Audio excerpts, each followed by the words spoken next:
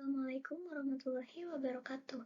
Nama saya Najah Nur Adila dengan NPM 988205122111053. Dengan dibuatnya video ini yaitu untuk memenuhi tugas karakter building tentang video menjelaskan intisari materi Habit 5.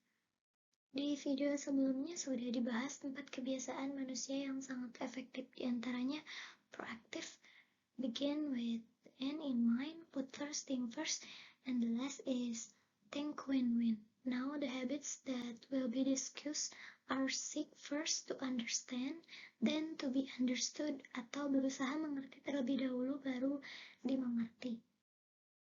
Selanjutnya di sini ada 5 keterampilan mendengarkan yang buruk yang perlu kita hindari supaya si habit 5 atau kebiasaan yang kelima ini tercapai. Yang pertama ini, kita tidak boleh melamun. Melamun berarti kita sedang berada di suatu tempat, tapi pikiran kita berada di tempat lain. Terus berpura-pura mendengarkan.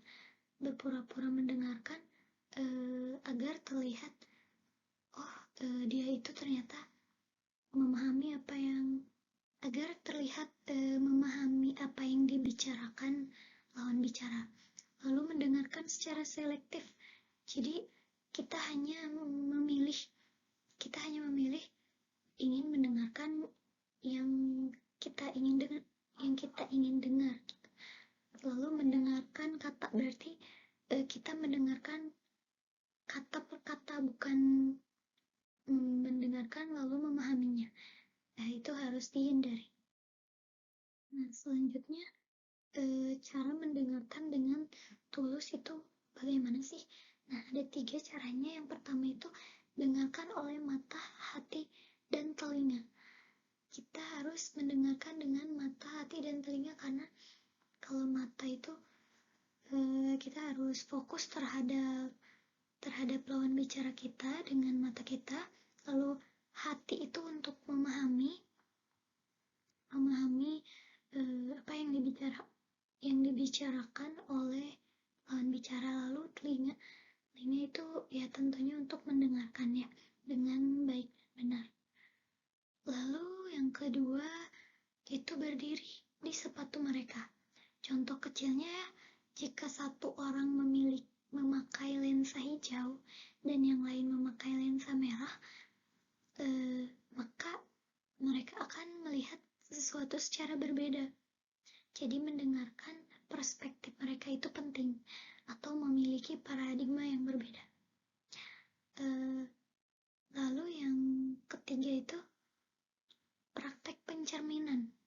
Pencerminan itu merupakan mengulang kembali dengan kata-kata Anda sendiri apa yang dipahami. Jadi misalnya seseorang mengatakan ini. Oh, jadi itu tuh gini ya. Jadi kalian mengulangi ucapan tersebut agar memastikan bahwa apakah benar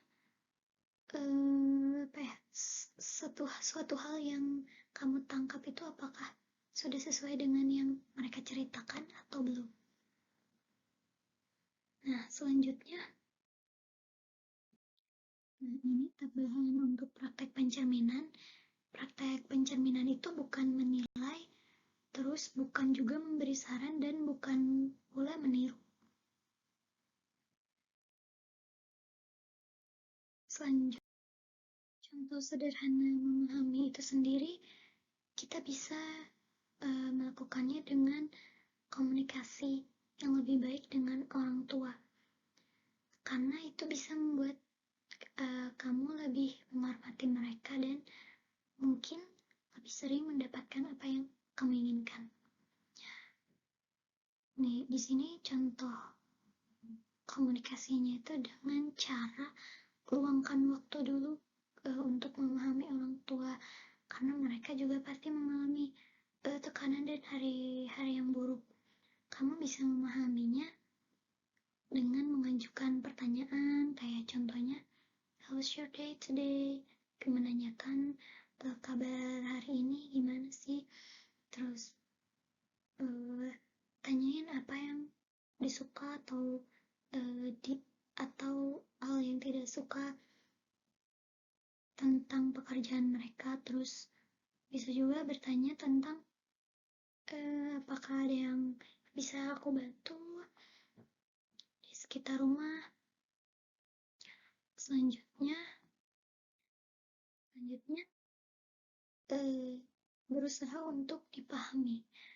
Ketakutan nomor satu yang saya baca adalah ketakutan berbicara di depan, dan ini sangat relate sih bagi saya sendiri. Terus dibutuhkan keberanian untuk memahami seseorang, kemudian berbicara dan dipahami. Terus Anda tidak ingin menjadi keset kan? Jadi ungkapin tuh pendapat kalian dengan cara yang tepat. Jangan sampai perasaan kamu ini tidak terekspresikan dan terkubur dan menjadi hidup kemudian dengan cara yang buruk. Jangan sampai. Ini ada tambahan untuk beberapa cara memahami. Kita harus menggunakan kata saya, jangan menggunakan kata kamu. Contohnya kayak kita berbicara, kita katakan aku khawatir kamu punya masalah temperamen. Jangan kamu punya masalah temperamen, karena itu lebih sensitif. Terus contoh lainnya tuh kayak aku merasa kamu bertindak egois. Itu jauh lebih sopan dari kamu sangat egois. Tuh mungkin tambahannya ada quotes dari Stephen R. Covey. He say most people don't listen with the intent to understand. They listen with the intent to reply. Dia mengatakan bahwa kebanyakan orang tidak mendengarkan dengan maksud untuk mengerti, tapi mereka hanya mendengarkan dengan maksud untuk membalas. Pikirkan kembali sebelum pelajaran ini dan nilai keterampilan mendengarkan Anda itu 5 dari 5. Sekarang setelah kita membahas kebiasaan kelima ini, gimana Anda akan mengubah keterampilan mendengarkan Anda? Komen di bawah. Terima kasih sudah menonton. Semoga video ini bermanfaat. Mohon maaf atas kekurangannya karena saya juga masih belajar, jadi mohon untuk dimaklumi. Wassalamualaikum warahmatullahi wabarakatuh.